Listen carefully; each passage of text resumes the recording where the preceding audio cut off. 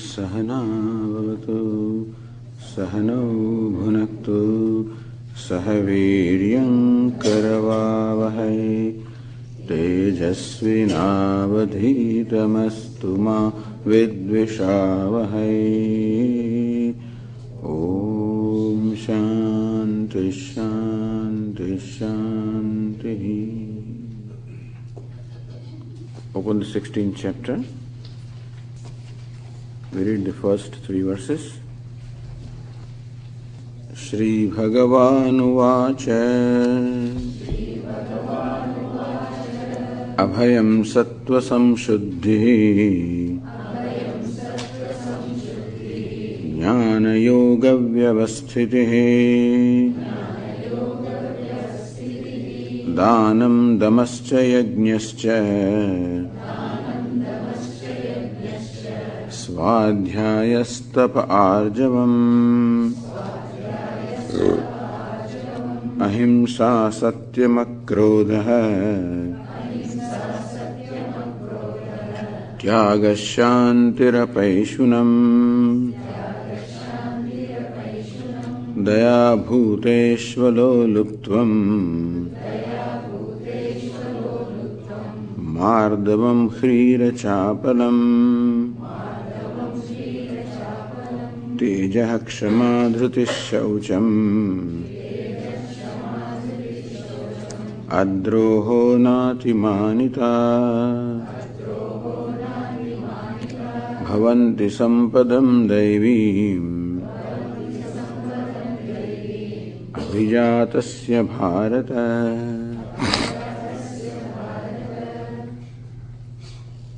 Hey Bharata, hey Arjuna, these are the traits that we find in a person possessing the divine wealth, meaning that the person who wants to become divine should consciously and deliberately cultivate these traits by subduing the opposite or demoniac traits. We discussed some of them. Abhayam sattva samshuddhi jnana yoga vyavasthiti dhanam damasya yajnasya swadhyayah.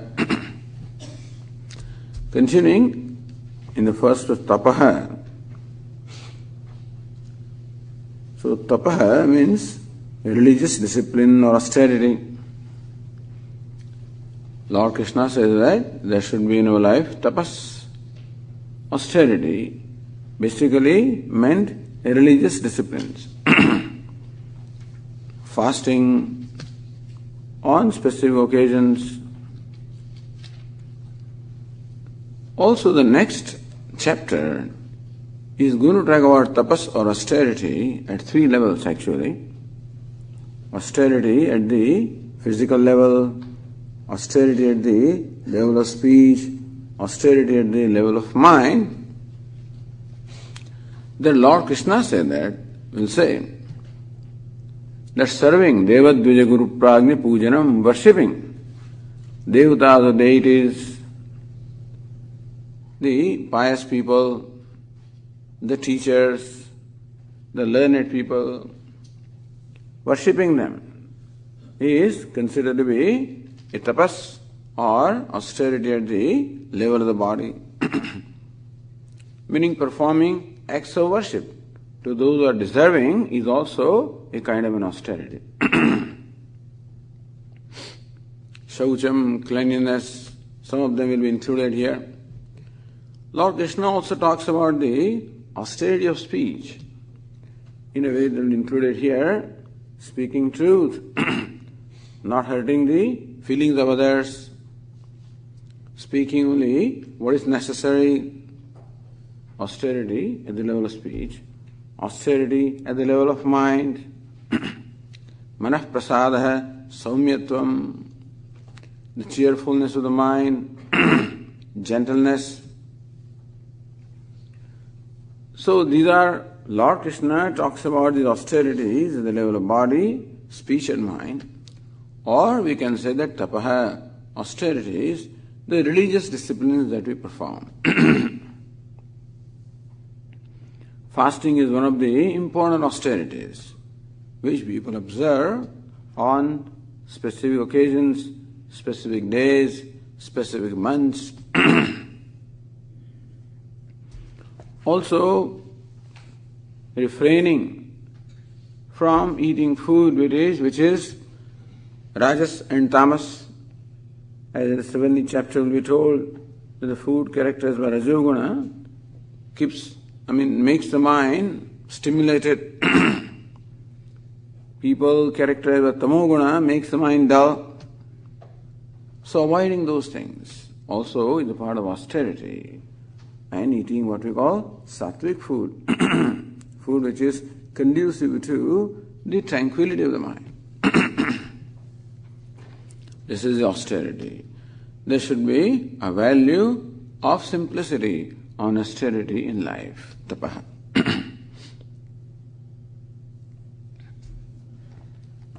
Arjavam. Arjavam means straightforwardness. That's one of the qualities, straightforwardness. In the translation it said, alignment of thought, word and deed. What is meant by straightforwardness is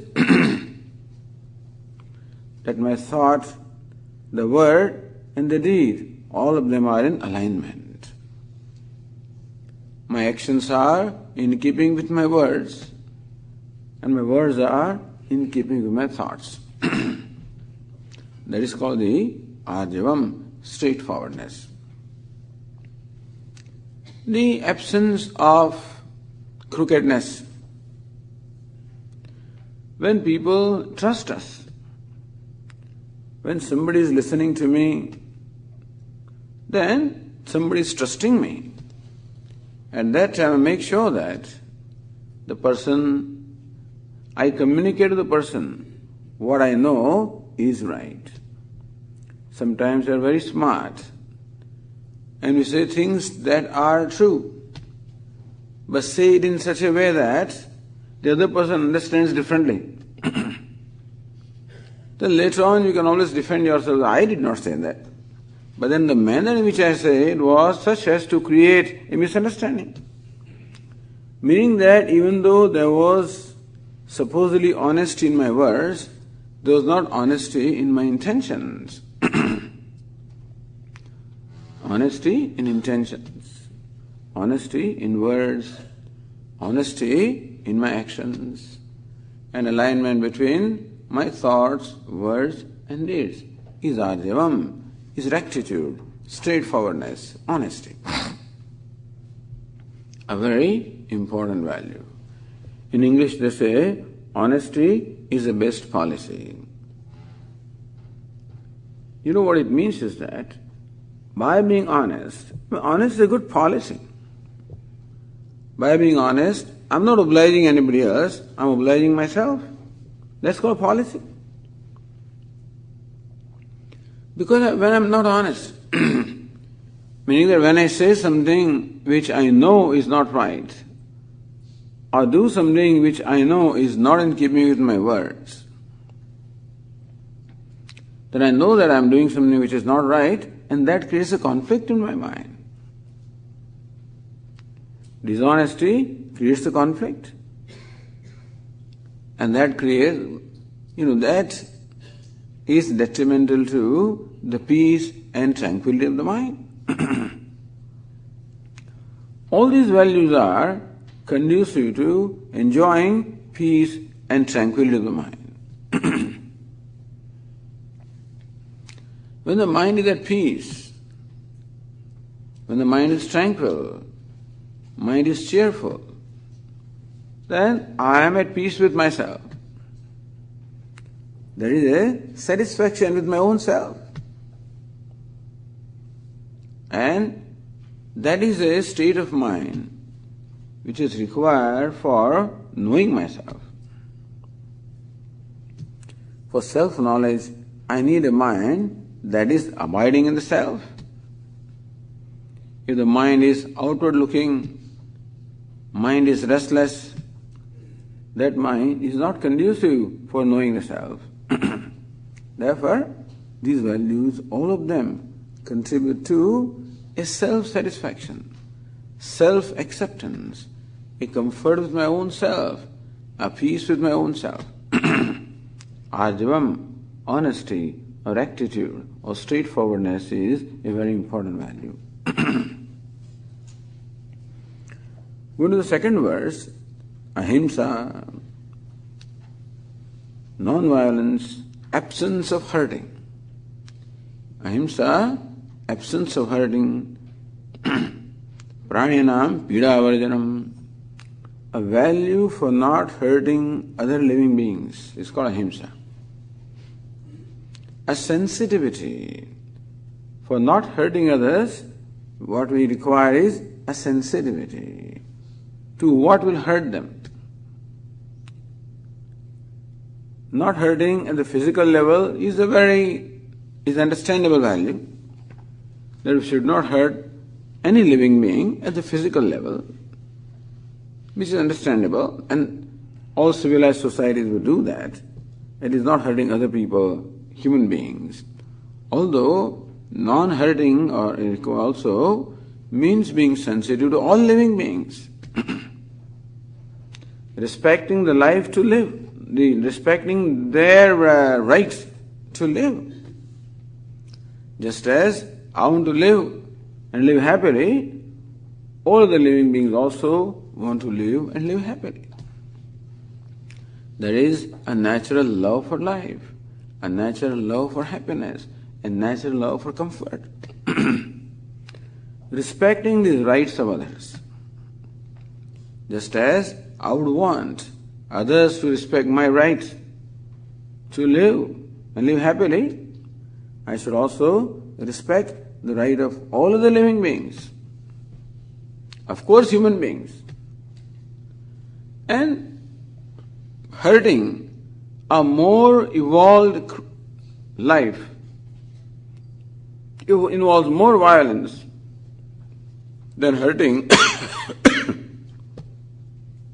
a less evolved life. Hurting a human being is the most evolved. So hurting or killing a human being would involve the maximum amount of violence. Among human beings also, there are those who are more evolved, emotionally, spiritually. Hurting them would involve even more violence. Among animals also, there are certain animals which are more evolved than others. Like these predators, like lions, tigers, all these ferocious animals. They are less evolved than gentle animals such as deer, such as cow. They are gentler the animal is, more evolved it is. So the insects which are biting, etc., they are less evolved. Insects such as butterfly, etc., which are gentle, are more evolved. Just for the information. Not that I am indifferent to the right to live on the part of the less evolved beings, but an argument is always made. Swami used to say that we should be vegetarians, we should not eat meat, because there is life in animals, and fish and chicken. They don't know that vegetarian means not eating not only beef, but any kind of meat, or chicken, or fish, or anything. Any animal, any product that comes by killing animal. Swamiji, when you eat vegetables, vegetables also have life. So what's the difference? A big difference. Inasmuch as an animal is a much highly evolved creature than a plant or vegetable. It is true that at the physical level we cannot observe total non-violence, because the rule of the nature is one life form depends upon another life form. Therefore, in order for us to be alive, it is necessary that our food also must be live. And thus, yes, plants and vegetables also have life, but they are much less evolved than animals. In many cases, we do not even destroy, like fruits and some of the things, we do not, or their lifespan also is very short, or they are meant only to be consumed. But in any case, as I said, apart from scientific reasons that a vegetarian food is healthier, etc., apart from that, from the standpoint of non-violence, a vegetarian diet is much less, involves much less violence than a meat diet, which is also one of the important arguments in favor of vegetarian diet. In fact, there is no reason why one should eat animals anyway. There are plenty of... This friend of mine says that, Swamiji, my father was in India in the Second World War. He was in Calcutta. At that time there was this famine in Calcutta and people were dying of hunger. And he says, my father saw these cows walking around. So why don't they eat them? See, they're dying of hunger and these cows are moving out. I said, how many cows will you eat? How many people there are in India? And then what will you do? How long will these cows last? So people, they die of hunger, but they don't kill these animals. It's a value. But this is a thought that arises in the mind of people, and when they see the animals, they think that it's all walking food, that's all. That's the only thought that occurs to them. Perhaps they don't have any soul, and I guess the scriptures teach that the world is meant for human consumption, and that we can consume as you want, whereas Hinduism teaches that the creation is a place of worship and not a place of consumption. Non-violence also means you take the minimum. Minimizing our consumption at every level also is involved. Non-violence involves minimizing our consumption at every level. Not only level of food, but every other level. Whether it is clothes, whatever we are consuming, whether it's gasoline, it's fuel, electricity, paper, whatever, just sensitivity. Avoiding waste, minimizing waste, reducing consumption, just being sensitive. People just take paper and throw away. There's no concern when you go to these big stores, when you buy grocery, and they just take out one bag after the other. Soon before you realize, she has given 12 different plastic bags, fill up your... which looks nice, but what an amount of waste.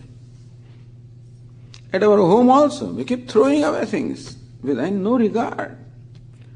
Water just keeps, flowing. Lights are burning. Energy is wasted. Just a sensitivity about everything, minimizing consumption. Swamiji is available in plenty. Why worry about it? You are in America, don't worry. It's all right. But then, more we consume, less is available to other needy people. And why should we worry whether somebody else uses it or not? It will be used. Regardless of that, there is no point in wasting anything. So minimizing consumption at every level, including food. Wasting food, all of this. In the closet having 59 different kinds of pairs of clothes, 24 pairs of shoes, 5 cars, and all kinds of things. It's a lot of waste. Simplifying our life, austerity, minimizing consumption. This is part of non-violence, and we should be non-violent. Unfortunately, the economic system only promotes consumption.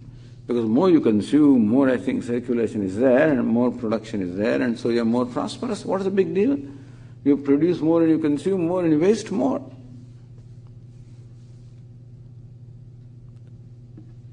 But ahimsa means even non-hoarding. Hoarding, storing for 6 months and 12 months and years together. Nobody does that except human being. Nobody does this. Nobody kills unnecessarily in the nature. In nature there is never unnecessary violence. Animals, other creatures, they depend upon other life forms, but they consume only what they need and leave the rest to others. So ahimsa, non-violence. This is the physical level. Of course, at the level of speech also we can hurt other people. And therefore, we talk about austerity of speech. So austerity not only at the physical level, austerity at the level of words also. Lord Krishna says, Anudveg karam vakyam. May make sure that your words do not hurt anybody. You speak that which is true, and speak that also pleasantly, and only if necessary. Austerity of words, as Shankaracharya says, Natu vratha vakyam samucharitam. We will not utter a single sentence or word which is unnecessary. Even non-violence at the level of thought. Deliberate, entertaining, hurting thoughts for somebody or wishing ill of somebody also is violence, which takes place at the level of mind. So non-violence at the level of body, actions, at the level of speech, at the level of thought. A lot can be said, but here it's one of the values that is being said. In the 13th chapter also these values are told. Ahimsa, Satyam. Satyam is truthfulness, speaking truth. A value of speaking truth. We should have, because speaking untruth is violence. When I deprive somebody of their legitimate right, when I deprive somebody of their legitimate right, then I am violating their right. When I tell a lie, I am depriving somebody of the right to know the truth. Therefore, Satyam, therefore truthfulness also is part of non-violence. Speaking truth. This Satyam bruyat, Priyam bruyat. The Smriti says that may you speak truth, Priyam bruyat, and may you speak truth in a pleasant manner. Important thing about speaking truth is that it should be spoken in a pleasant manner. But Swamiji, truth is always bitter.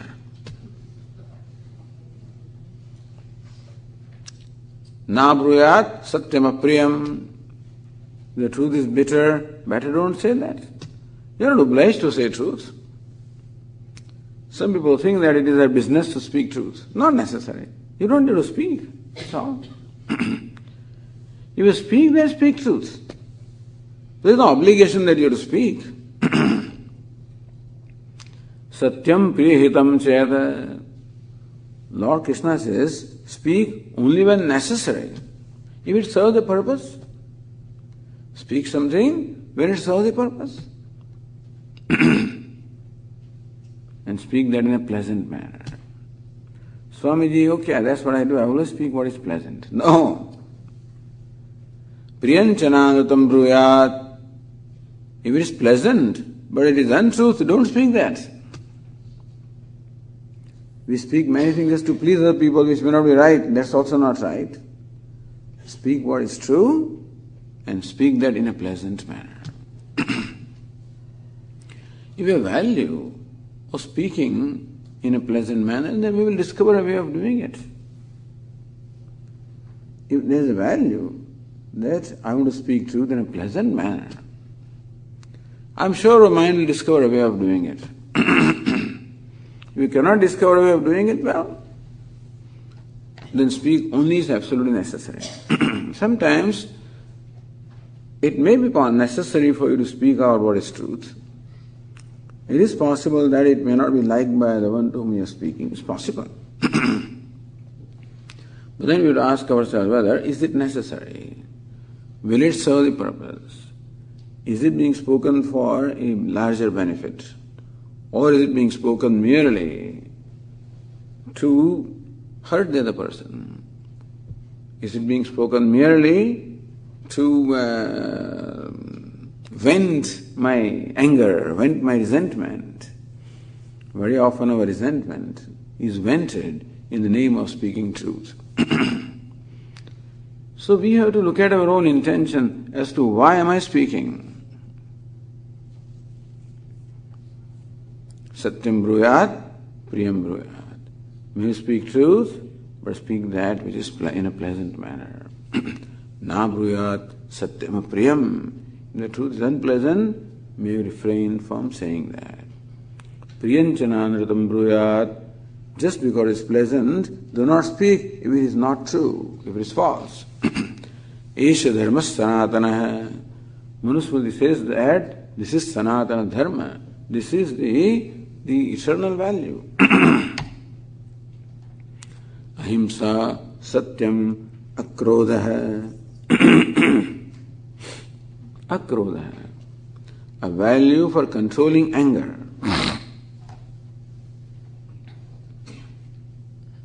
Krodasya upashamanam. When anger arises in our mind, resolving that anger, not allowing that anger to be expressed at the level of speech or action. Anger may arise. Paraihi akrishtasya. When somebody shouts at you, says insulting words. There are occasions when you get angry. Somebody attacks you with aggressive behavior, hurting words, insulting words. Anger arises in us. Akrodaha, a value for not submitting myself to anger. A value for not submitting myself to anger. Meaning a deliberate attempt to diffuse the anger.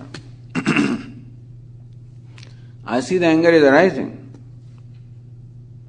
First of all, we should know that anger always hurts. Anger is like fire. Fire burns at the source as well as it burns wherever fire, the object also it burns. So also anger first burns in the heart where it arises, also burns where it is expressed. Whether our anger will affect others or not, we do not know, but by allowing myself to be controlled by anger, I was certainly allowed the anger to hurt me. Therefore, there should be a value for diffusing the anger. Anger gives rise to some kind of a thrust, some kind of force from within. And I am forced to say things, forced to do things.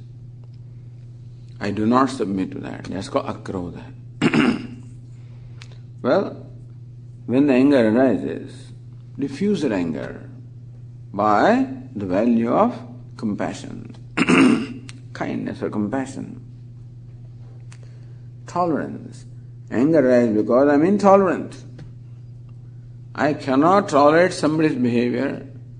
I cannot tolerate somebody's words. I sometimes cannot tolerate some people. Cannot tolerate. Intolerance. That gives rise to anger. Therefore, deliberately cultivating tolerance. The threshold of tolerance should be slowly and slowly enlarged. This is called growth. The ability to be able to live with unpleasantness, live with the undesirable things in life, because that's how things are going to be. So Lord Ganesha has a big stomach, so huge ears. So he can hear anything you tell him, and he'll digest it. When we hear something, it comes out from the mouth. He digests everything. The ability to hear and digest it. We have to cultivate that. That's called akrodha. Diffusing the impulse of anger when it arises in our mind. By what we call pratipaksha bhavana, by deliberately assuming the opposite position. Anger arises because of intolerance, and I deliberately ask my mind to be tolerant. I remind myself, come on, tolerate. Anger arises because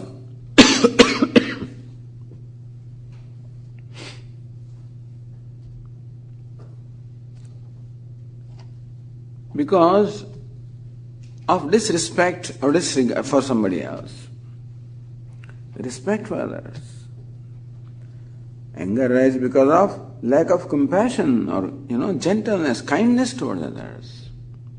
Be kind, be compassionate. So as anger arises in my mind, I immediately tell my mind, come on, be kind, be tolerant, be kind, be compassionate, be forgiving, be large-hearted. I keep telling myself. Still the anger may arise and do its job. But every time I see the anger arising, I do this. I keep suggesting to my mind. Once, twice, 10 times, 100 times, maybe 1,000 times, I don't know. But then a time will come when I will notice the anger arising and I'll be successful in diffusing the anger. Akrodha, a value for not expressing the anger through the speech or action, even at the mind level also. Sometimes in the mind we plan for somebody else's downfall or suffering. There also is the anger at the level of mind, speech, actions, all of this must be diffused. Akrodha. Tyaga. Tyaga means renunciation. A spirit of renunciation must be there in our life. You don't have to be renunciates for entertaining spirit of renunciation.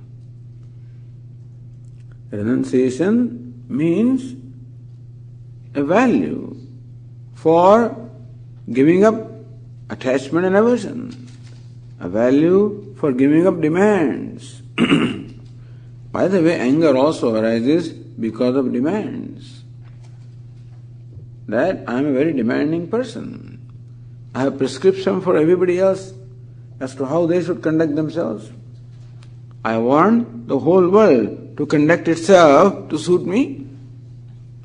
Unfortunately, the world wants me to do the same thing. That's where the clashes come. But accepting the world as it is, respecting the world as it is, respecting others as they are. But Swamiji, look at his behavior, respect it. Give them the freedom. Let them be what they are. As long as they don't affect you, don't have to worry about it. If they affect you, then you see what you can do. Then also, do not hate them. Away from freedom from resentment, hatred. Recognize that a person did not have the benefit of the culture, of proper upbringing. That is why the behavior is like this. That's why he's not a cultured person. Have sympathy for their shortcomings.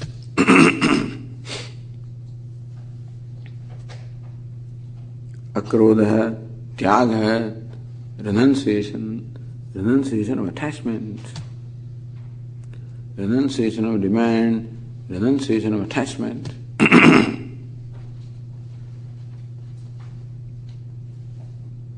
Apaishunam.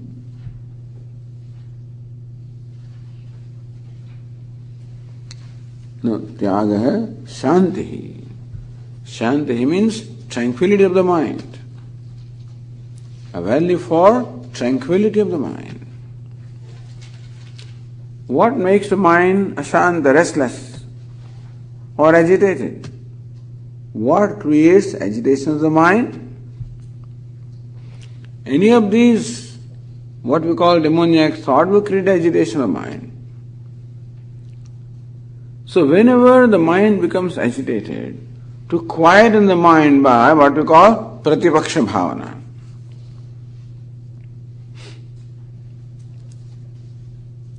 everything can be looked upon from different standpoints.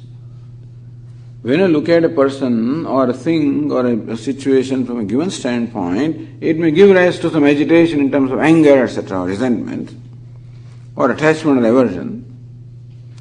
Deliberately taking up the opposite point of view. For example, if I am angry because somebody has offended me, I deliberately remind my mind of how that person also had helped me.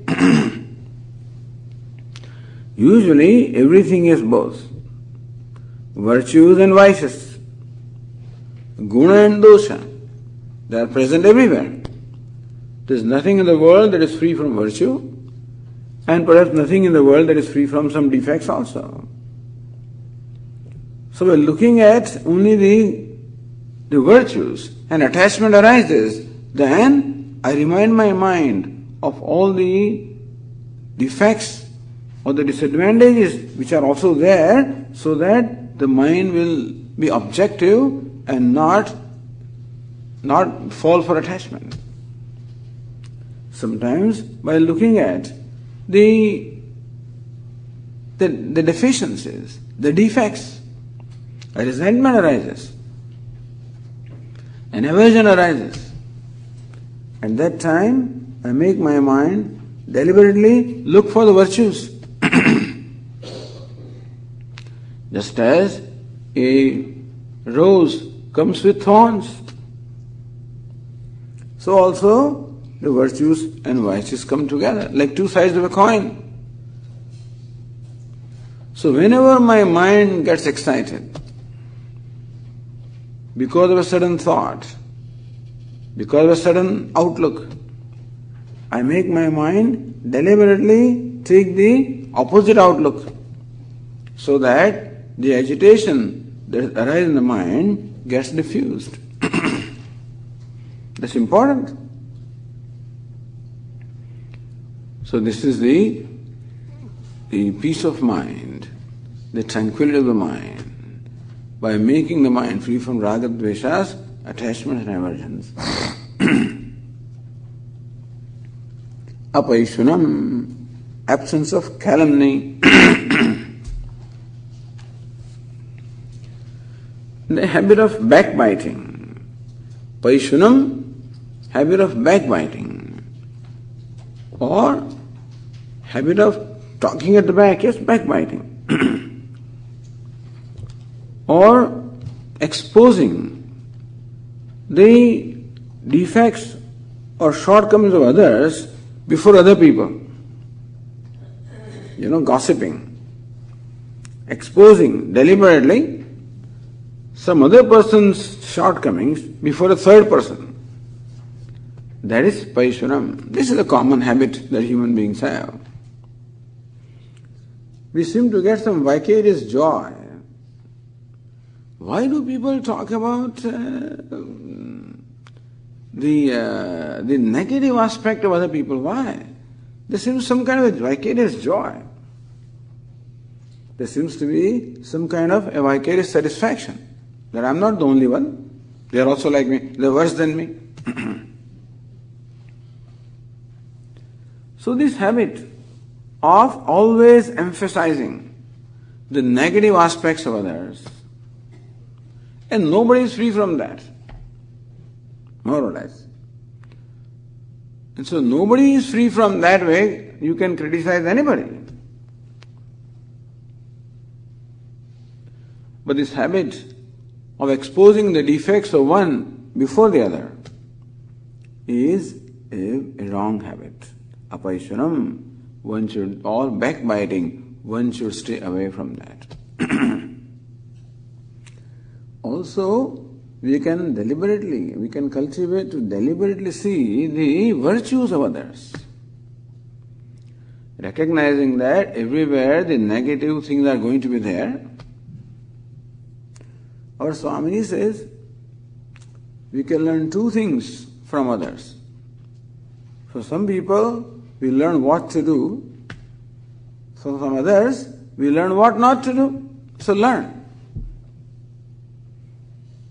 From some, we learn what to do. Some others learn what not to do. Leave them what they are. And we ask ourselves, what is the reason why I am saying these things? Why am I talking about some other person's negative things? Am I seeking to solve some problem? Is it going to help that person? About whom I am talking? Help this person to whom I am talking? Help me who is talking? You want to help somebody? Or is it just a pastime? Or some kind of a satisfaction of knowing that other people have all these defects and negativities. I don't know what satisfaction we get. There is a satisfaction in shortening the line of other person. So rather than making my line longer, I think it's easier to shorten somebody else's line. And that's what brings about this gossiping, backbiting, exposing the negativities or shortcomings of one before the other. Apaishwanam, and therefore one should stay away from this. It shows perhaps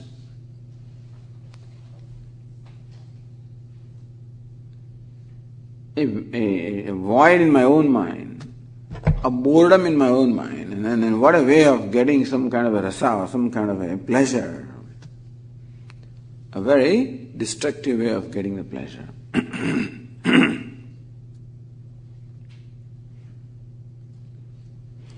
Daya bhuteshu, compassion for living beings, also a value. Compassion for living beings. Not only a value for not hurting others, but a value for helping others. Kripa daya bhuteshu dukkhideshu, to those who are in distress. A compassion for those who are in distress. A compassion for those who are suffering. A compassion for those who are needy. Recognizing that there are countless people who are not as blessed as we are, who do not have the kind of advantages that we have. A compassion for them.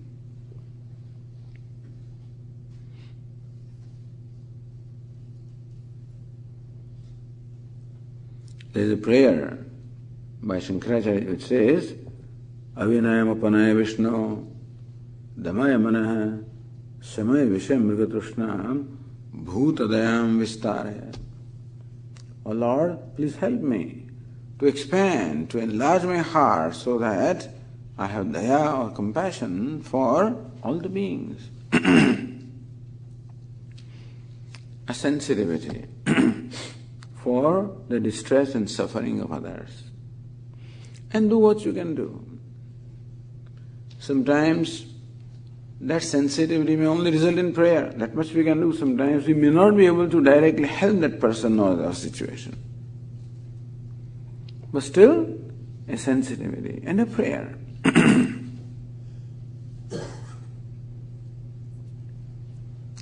Daya bhuteshu aloluptvam, absence of ardent longing. This longing for sense pleasure.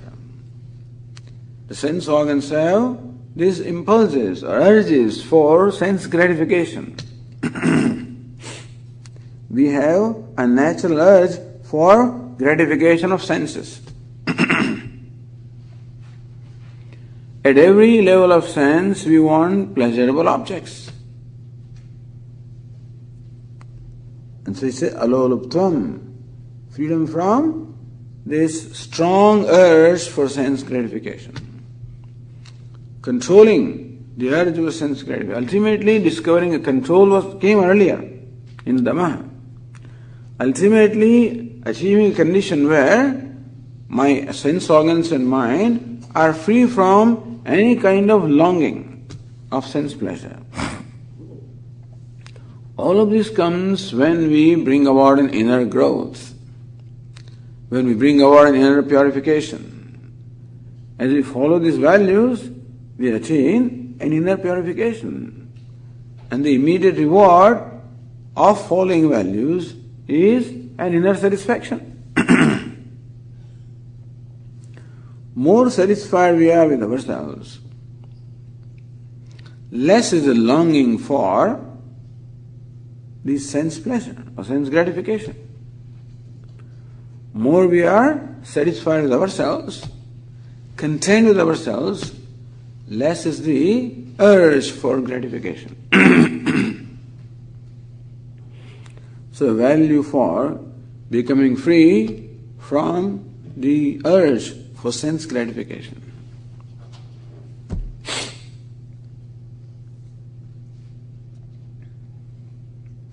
Mardavam, gentleness.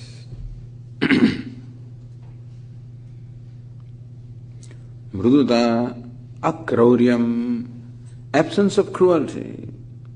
Gentleness or absence of cruelty.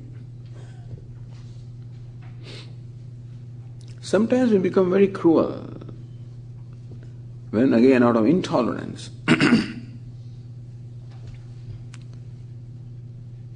We punish other people, we retaliate towards them, we punish them. We use our power very often to punish or hurt other people rather than protect them. So value for Madhavam, gentleness. Gentleness in thought, gentleness in word, gentleness in deed. Being a gentle person, not an angry person, not an aggressive person, not a cruel person, but a gentle person. Swamiji, if I am gentle, you know what will the world do to me? This world is like a jungle. Everybody is out to get everybody else. In jungle, this deer and other animals are gentle animals, always attacked by the predators. Swami, when we follow these values, people take advantage of us. They take us for granted. They think this fellow is good for nothing. There is a fear which is entertained by many people. Will they not take me for granted, Swamiji? Will they not take advantage of me? Will not they think that I'm just too weak? Not really. None of these values can be actually practiced by a weak-minded person. Each of these values requires strength of heart. You are a gentle person, not out of weakness. Not because you cannot retaliate, but because you value for not retaliating. You value for lack of cruelty. That gives an inner strength. Each of the values gives us an inner strength. And people respect strength. They take advantage of a weakness, not of a gentleness. They take advantage of weakness. Even elephant also is a gentle animal, but not a weak animal. So you can be strong. Strong not in terms of physical strength or in terms of attacking others. You can be strong in terms of a resolve, strong in terms of tolerance, strong in terms of compassion. That's a great strength. It is out of the strength that we become gentle. So compassion, gentleness, all of these indicate inner strength. And people always, the world respects strength. When we find that we become objects of aggression by others, it means that they find some weakness in us which they want to take advantage of. So being gentle does not mean that you become the object of people's aggression, not necessarily. You can be gentle, you can be firm. You can draw the boundaries and not allow others to hurt you. That you can always do.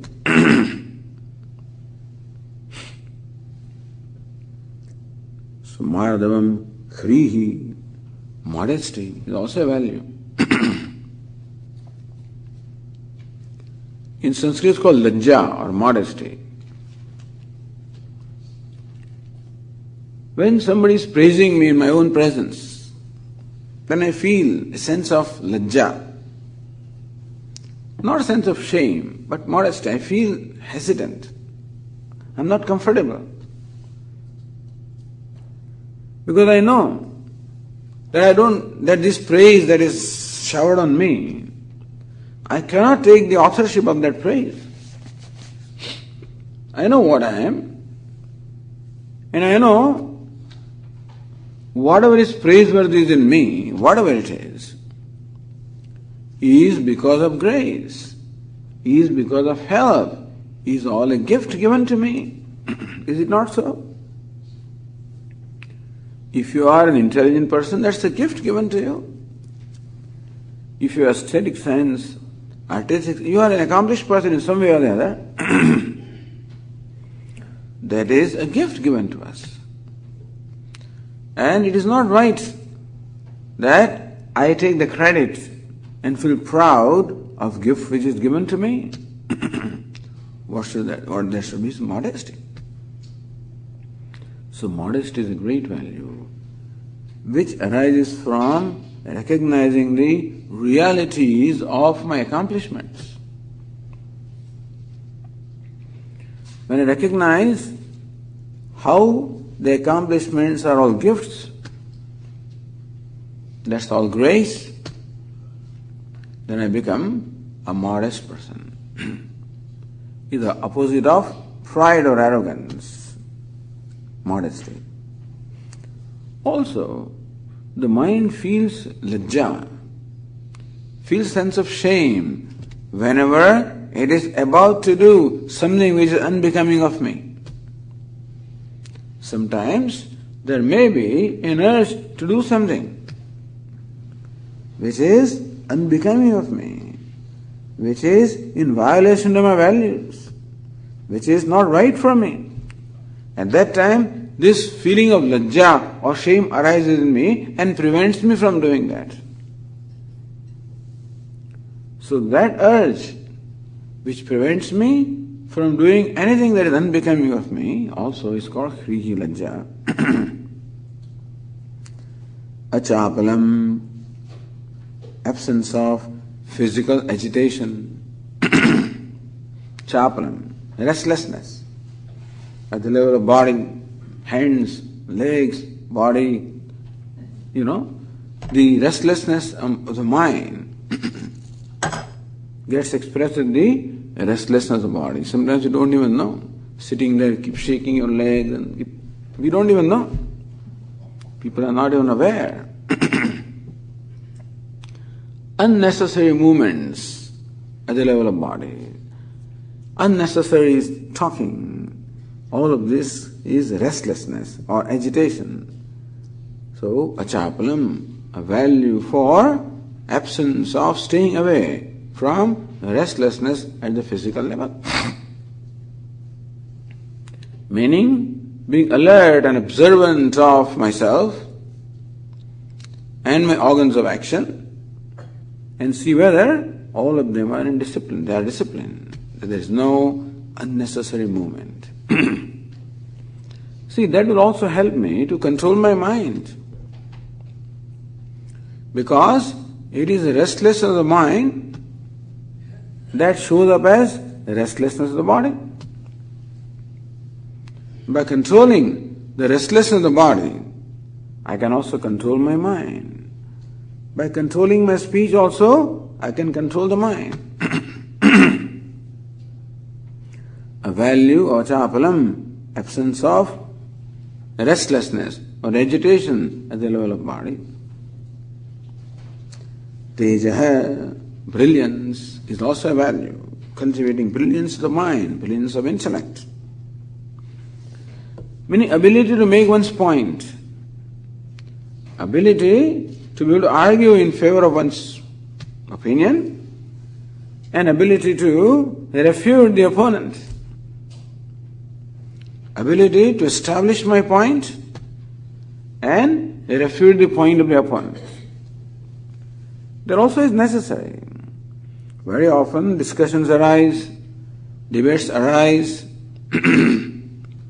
and people, if you are not very clear, not very sure, not very bright, then people can convince us very easily.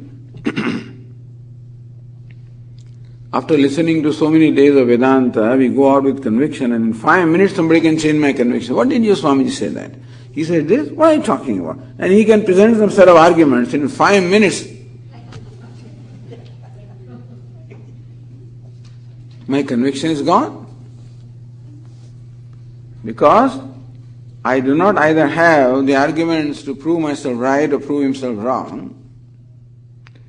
Sometimes I don't even have enough intelligence to recognize what is right and what is wrong and what other people are saying. Everything is right. So that also is right. There's also great confusion. So very often people read lots of books and listen to lots of speakers and greater confusion because the ability to separate the chaff from the grain must be there. When you listen to somebody who reads something, we should have the ability to separate the chaff from the grain. What should be taken, what should not be taken. That kind of the capacity of the mind or the brilliance of the mind should be there. Therefore, tejaha, that brilliance also is value. Tejaha, kshama, dhrutihi, shaucham. The rest of the things will complete tomorrow. Om Purnamadah Purnamidam Purnat Purnamudachyate Purnamadaya Purnameva Vasishyate. Om Shanti Shanti Shanti. Hari Om Shri Gurubhyo Namaha. Hari Om.